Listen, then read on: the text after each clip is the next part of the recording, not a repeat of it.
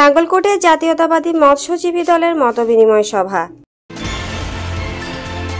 আপনারা দেখছেন সিএসটিভি, আমরা জনতার কথা বলি। বাংলাদেশ জাতীয়তাবাদী মৎস্যজীবী দল কুমিল্লার নাঙ্গলকোট উপজেলা ও পৌরসভার আয়োজনে মতবিনিময় সভা বৃহস্পতিবার সন্ধ্যায় উপজেলা বিএনপি কার্যালয়ে অনুষ্ঠিত হয়েছে। মৎস্যজীবী দল নাঙ্গলকোট উপজেলা আহ্বায়ক হাজী আনোয়ারুল্লাহ মিয়াজির সভাপতিত্বে সভায় প্রধান অতিথির বক্তব্য রাখেন মৎস্যজীবী দল কুমিল্লা দক্ষিণ জেলা আহ্বায়ক সাজ্জাদুল জামিল লিটন।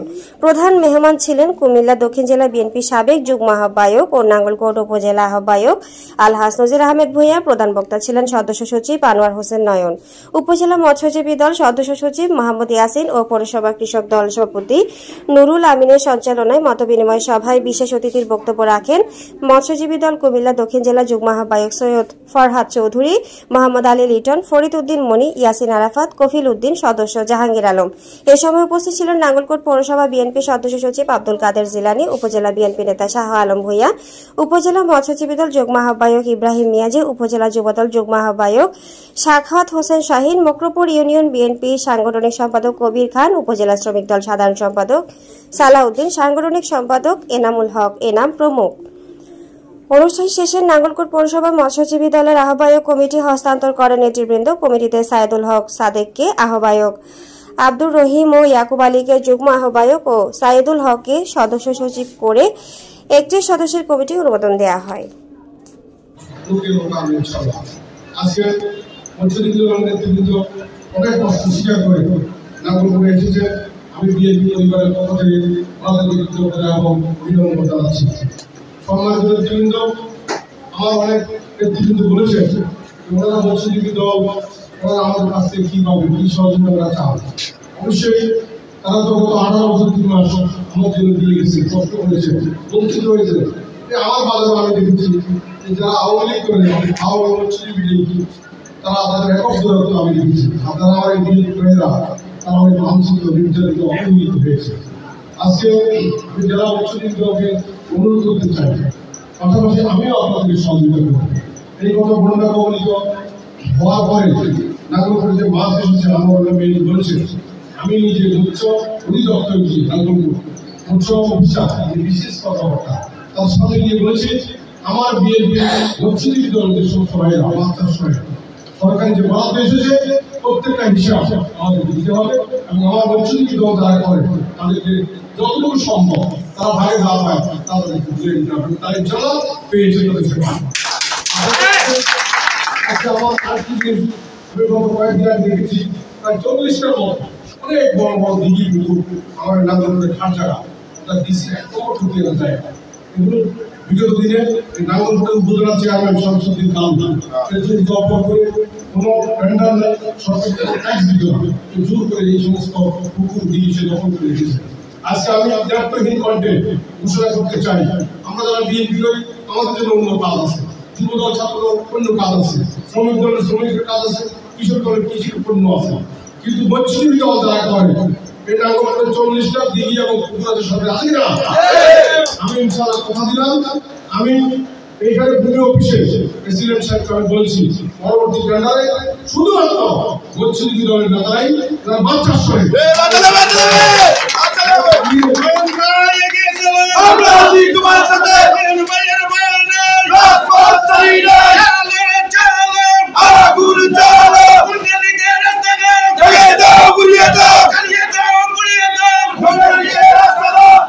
শুধু মৎস্যজীবী দল এবং যারা অরিজিনাল মাছ চাষ করে আজকে তাদেরকে আমরা কমিটি দিয়েছি, আমি তাদেরকে চিনি, এই জন্য তাদেরকে তারা অরিজিনাল চাষি এবং অনেক বড় চাষি, আমাদের সাহেব ভাই অনেক বড় চাষি, আমাদের অনেক বড় মাছ চাষি, আমরা বিরোধী এরা মৎস্য চাষ করে এখন না 40 বছর আগ থেকে আমি দেখি।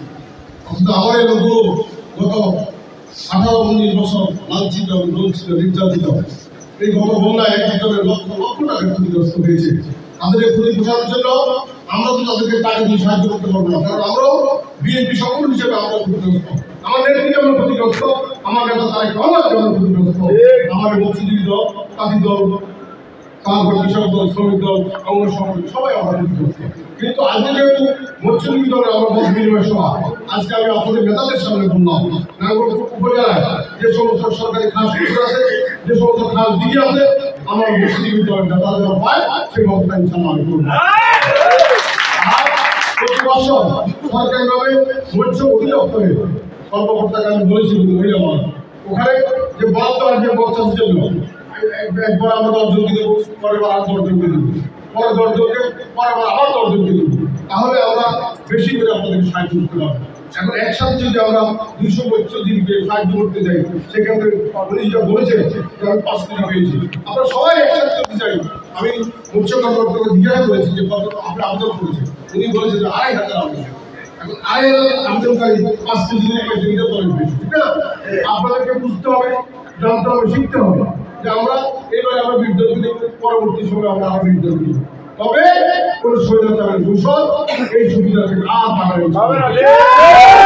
গত 18 বছর এবং গত বছর 7 মাস খুনি হাসিনার নেতৃত্বে এই দেশে কোনো গণতন্ত্র ছিল না, মানুষের কোনো অধিকার ছিল না, কথা বলার কোনো স্বাধীনতা ছিল না।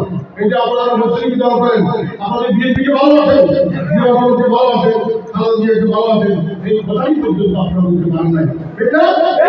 আজকে আপনাদের মুসলিম দল করাতে আগিয়ে আসছেন, এই জন্য আমার অন্তর থেকে আপনাদেরকে সাধুবাদ এবং অভিনন্দন জানাই।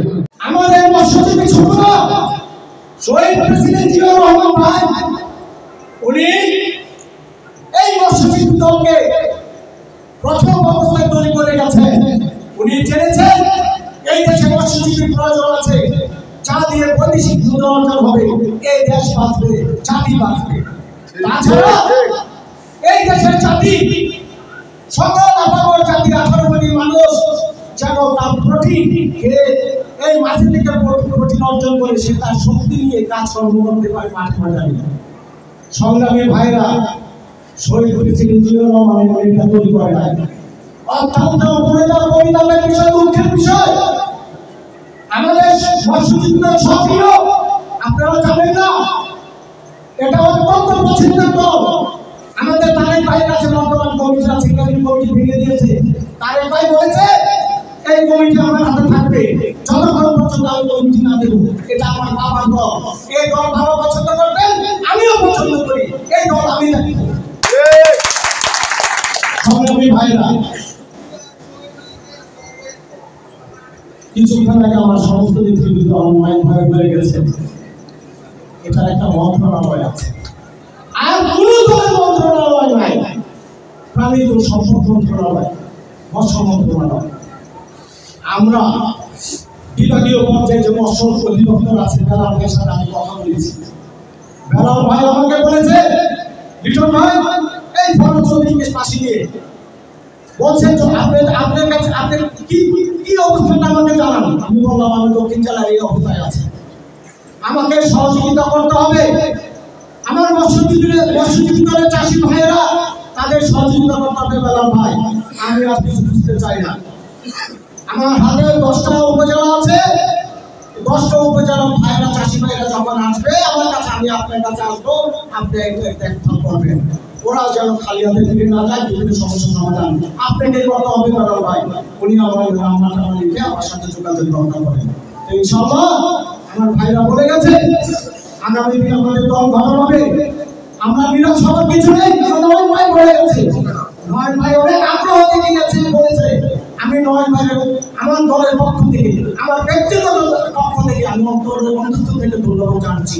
এমন ব্যাপারে আপনারা খুশি হওয়া দরকার, আপনারা খুশি হওয়া দরকার, আপনারা খুশি হওয়া দরকার। আমি আশ্চর্য হয়ে গেছি, উপজেলা যে নেতা আছে এত সুন্দর দায়িত্ববান, প্রাণ ভরে আপনাদেরকে ভালোবাসে, এটা আমি কখনো কল্পনা করতে পারি না। মৎস্যজীবী দল, শহীদ জিয়ার দল, আমরা ব্যর্থ না, ব্যর্থ কেন্দ্রীয় নেতারা। ওনারা হয়তো এই দলকে পরিচয় দিতে পারেন না প্রত্যেকটি জেলা মহানগরে, কিন্তু আমরা আমাদের অবস্থান থেকে শহীদ পতাকা নিয়ে ব্যানার নিয়ে আমরা সেই দায়িত্ব পালন করেছি। সকালে ওনারা আমাদেরকে ধন্যবাদ দেওয়া উচিত। ইনশাআল্লাহ কেন্দ্রীয় নেতারা এটা চেয়েছেন। আমরা আগামী দিনে এই শহীদ জিয়ার ছেলে তারেক রহমান ভাইয়ের মোবাইল আমরা পোস্ট করে দেবো এবং কেন্দ্রীয় কার্যালয়ে পোস্ট করবো।